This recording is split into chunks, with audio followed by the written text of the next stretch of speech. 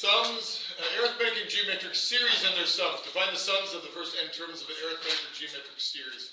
First of all, some finite examples. Now I know you baseball fans are all excited about what a series is. And often in English, series and sequence are interchangeable synonyms.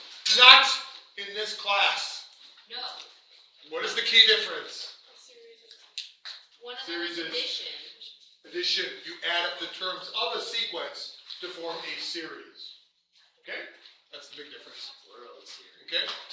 And you can have finite series, or you can have infinite series. And we generally look at the infinite series of geometric forms where r is less than 1, or between maybe 1 and 1. But we'll talk about that next time. Actually, 2 times.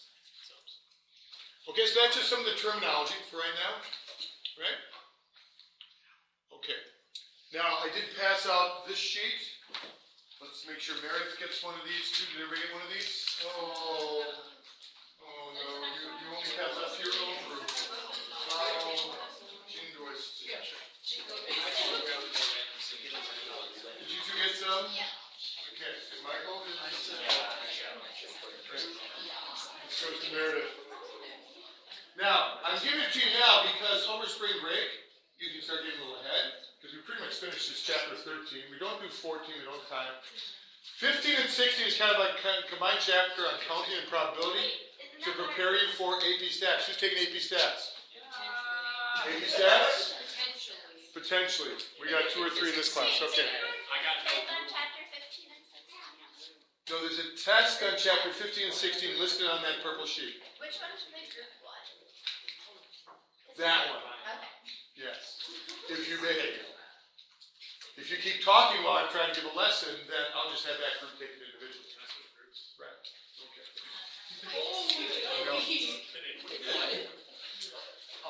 Now, there's also, we developed an interesting formula in the other classes for how much of the test should you expect to take, depending on the size of the group. So somebody could take it on their own, and I would take the best so much. So if you have a group of 5, then you're going to be expected to get more done than a group of 2 or 3 or 4. Okay, does that sound fair? 5, yeah. More of that later. But for right now, let's continue with these. Find the sum of the cubes of the first 20 positive integers. By hand? Why not? Yeah. What's more fun than work? Nothing. More work. 1 cube plus 2 cube plus 3 cube plus 4 cube plus 5 cube plus 6 cube plus 7 cube. Okay, I'm exhausted already. Well, actually, we're going to develop a formula later on. But let's look at how we can do this on that wonderful tool, the TI-89. Now, the first thing you notice is this sigma symbol. Did you not bring your 89s today, people? Well, you want the calculators on the test, but you don't want to learn how to use them. Is that what you're saying? Okay? I have mine right here. Oh, is that supposed to be like that family one? Yeah.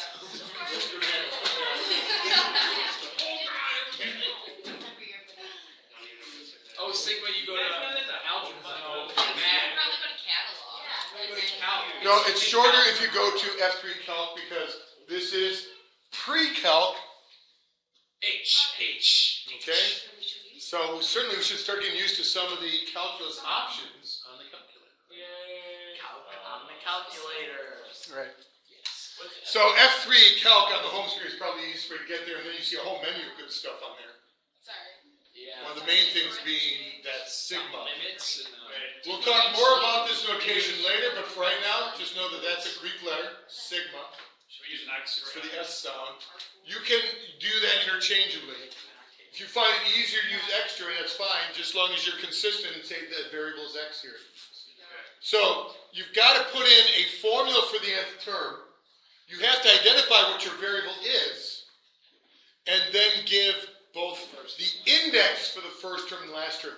Notice these last 2 arguments are not the actual first and last term, but what you want n to range from. We want to go from the first to the 20th term. So our input variable is going to go from 1 to 20. All right? And it should give you, there it is, 44,100. Right? Yes, sir. Well, it's not solving for this. You're naming this as your index variable. Later on, tomorrow, or in a couple of days, we'll write this in sigma notation. It's a summation from n equals 1 to 20 of n cubed. That's sigma notation. And there's a whole section on this. I think it's 13.5, actually. On sigma notation. Actually, 13.6. Why did he say we had to use variables? Why do you have to? No, you don't have to. As long as you're consistent. If you use an X here, because it's such handy, it's right there. Yeah. On the left there. You just have to use an X here. Okay? There's our first example. You could have done that by hand, right? Don't you know your sum of your first 10 cubes? Yeah. Okay. Now, this time, set the calculators down. And try and emulate what Carl Friedrich Gauss did when he was a youngling. That is adding up the numbers from 1 to 100 without a calculator. And there's a rumor that his teacher, John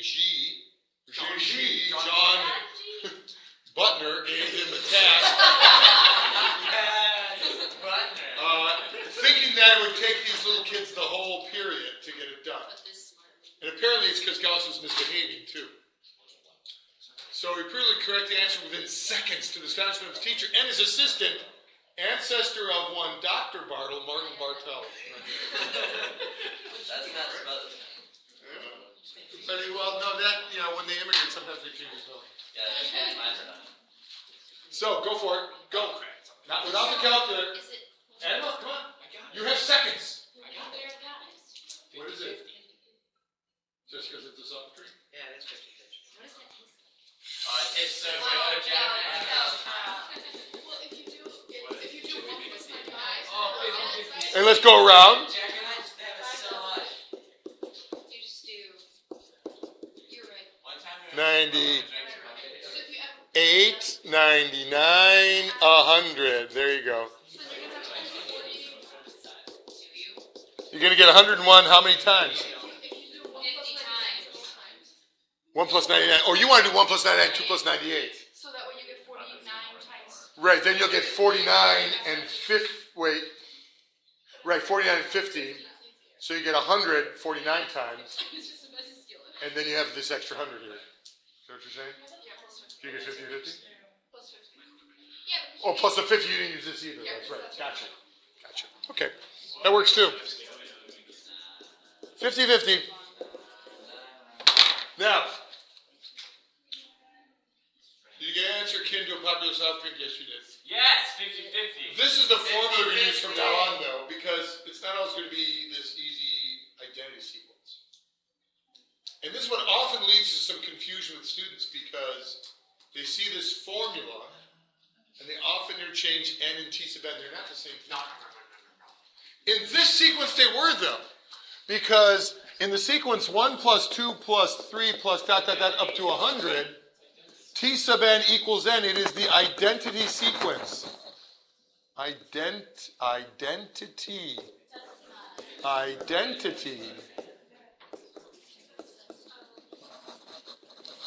And that's the only time you get t sub n equal to n.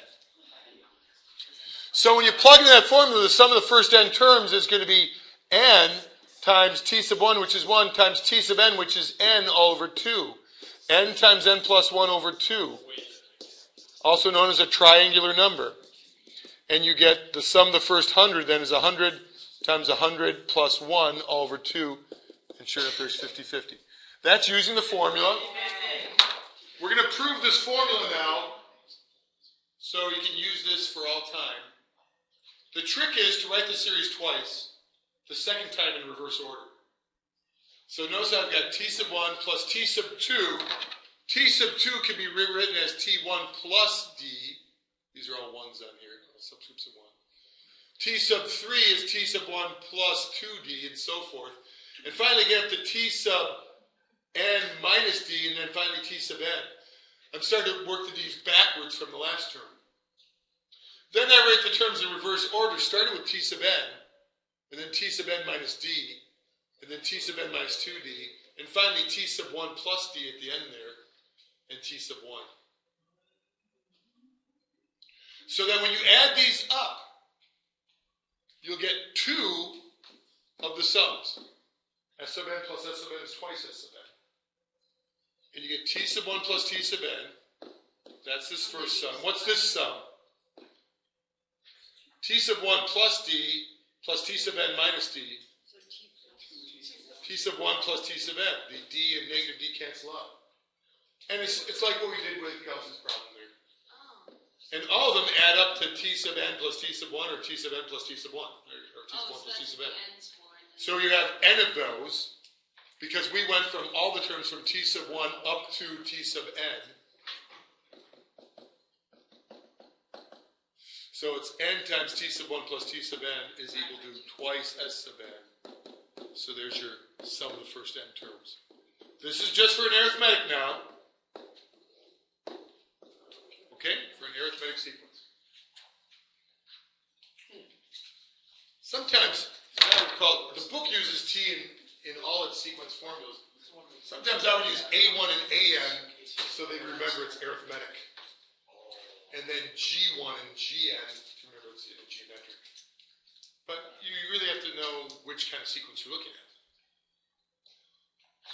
Find the sum of the first 25 terms of this arithmetic series. Okay, how are we going to do this?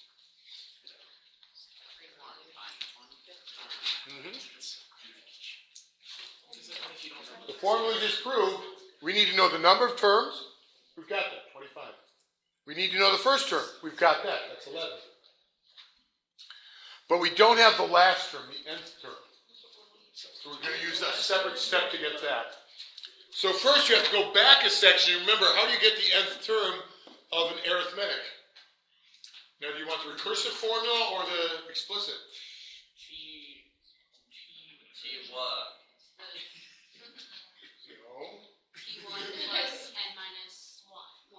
So you want to go with the explicit. What's wrong with the recursive formula?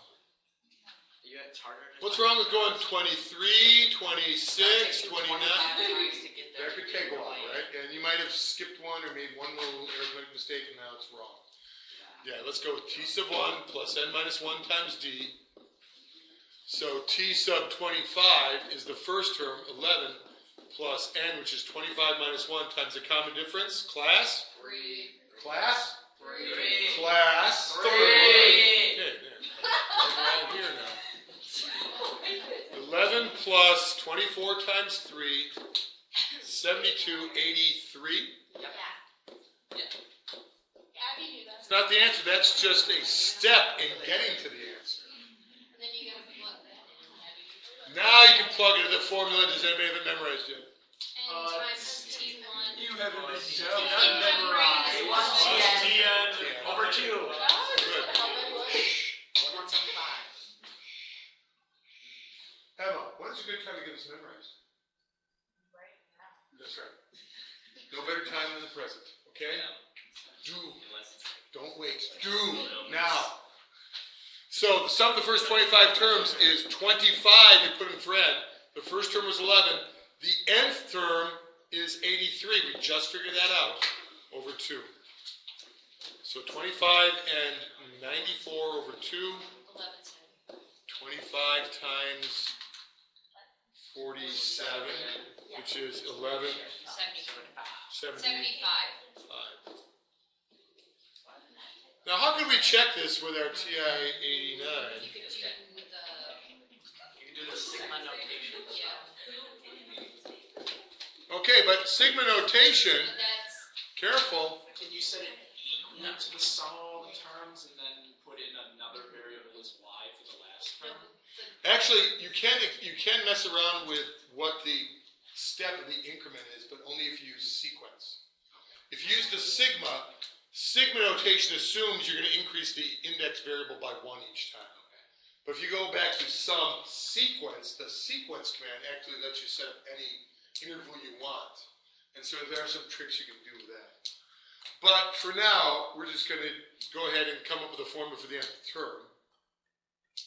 Right? We need a T sub n formula here.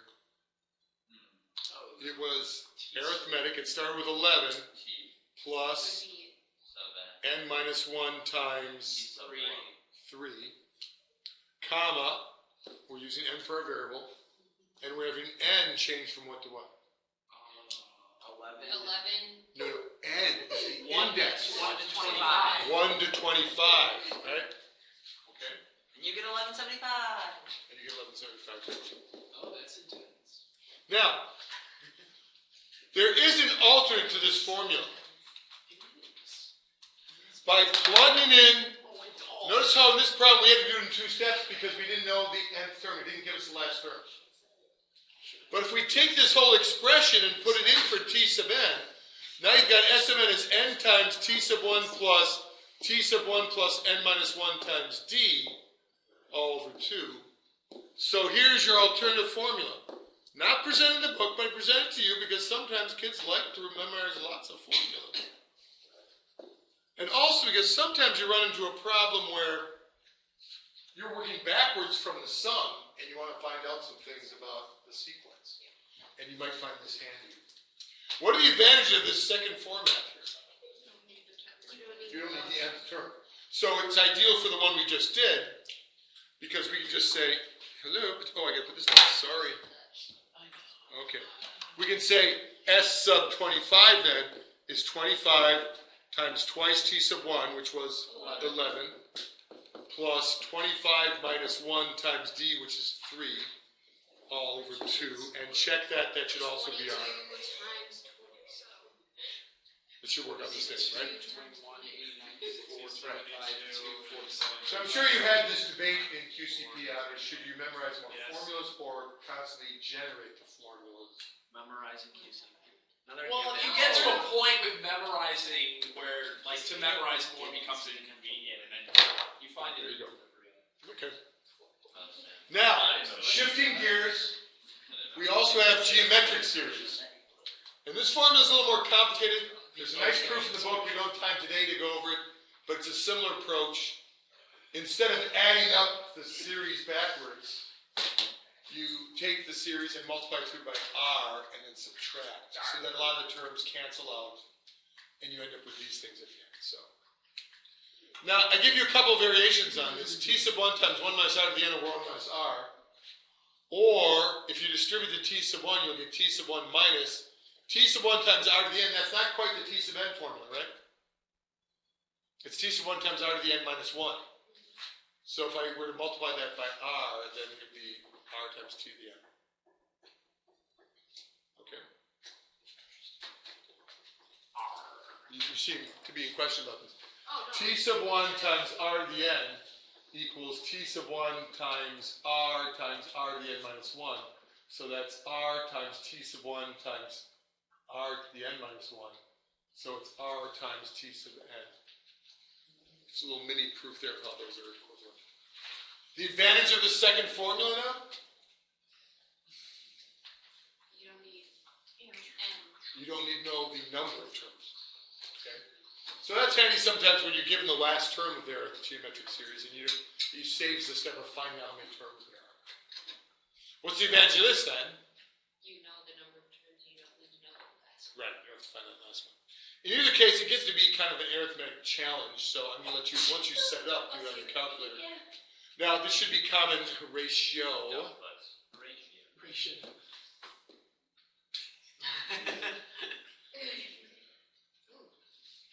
Whoa. Okay. Why cannot r equal 1? It would lead to, this leads to division by 0. Which is if r equals 1, what formula would you use? Well, it's the same number each time, then, isn't it? Yeah. If r equals 1, then the series becomes, N times n squared. the series becomes, the first term is t sub 1, what's the second term? T sub 1. T sub 1, the third term? T sub 1. The nth term? T sub 1. So, it could also be thought of as an arithmetic series. How? You're adding. Because you're just You're adding 0. 0. Common difference is 0. Though, because you have 1 minus 1, which is 0. No, I'm saying, if r equals 1, we're not supposed to use this formula. So you only use this formula where the common ratio r is not equal to 1. If r equals 1, it really simplifies the sequence in the series. And so now the sum of the first n terms then will be n times 2 sub 1. Right? I wouldn't memorize that as a separate formula, just a concept of what happens if r equals 1. I wouldn't really call that geometric then. Find the sum of the first 10 terms of this geometric series. Okay, which formula is preferred in this case? The first one, because you don't need to know what t sub n Right. is. So let's just go with the first one. Let's choose this one because we have n. So the sum of the first n, we don't know how many they are, but we can still proceed. We can say 2 times 1 minus the common ratio. Negative 3. Negative 3. Do you see why? Yeah. Why is the common ratio negative 3, Jack?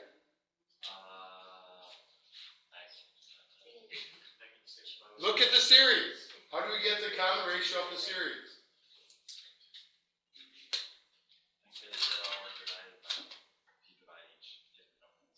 What am I dividing? There you go. Any two successive terms. And the way you divide that makes a difference, right? You don't want to put the wrong thing in here. You have to take a term divided by its previous term. So negative 6 over 2 is negative 3.